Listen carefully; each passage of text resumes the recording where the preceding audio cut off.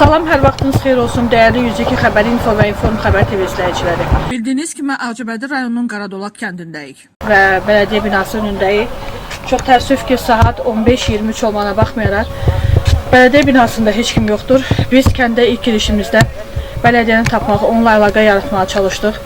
Bizə bələdiyyənin oğlunun telefon nömrəsi verildi və biz oğlunu dəvət etdik. Hətta onun oğlu və ya özü olduğunu bilmədik.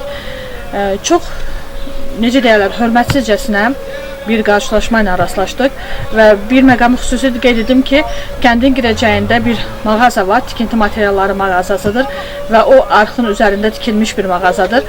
O bələdiyyənin xüsusi mağazası olduğunu kənd cəmaatının dilindən öyrəndik və bu məsələ ilə bağlı bələdiyyə ilə görüşmək, ümumiyyətlə kənddəki sosial-iqtisadi durum, şəhid və qazi ailələrinə dövlət proqramı çərçivəsində göstərilən qayğı və diqqət barəsində danışmaq istədik. Amma çox təəssüf ki, qarşımıza oğlu və kəndin bir neçə sərxoş sakini çıxdı. Xoşagəlməz bir insident yarandı.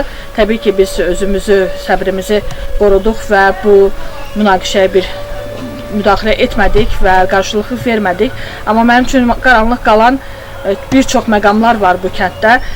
Əsas odur ki, və bələdiyyənin tikmiş olduğu həmin mağaza necə icazə verilib, onun sənədləri yerindədirmi və bir də bu bələdiyyənin Rüstəm müəllim və yaxud onun oğlu Yusif olduğunu hələ də anlaya bilmədim. Bir məqam xüsusi qeyd edim, mən çox xahiş edirəm Ağcabədi rayon icra hakimiyyətinin başçısından, aidiyyatı qurumlardan bu kəndin bələdiyyəsi ilə bir maraqlansınlar, yaxından, dərindən.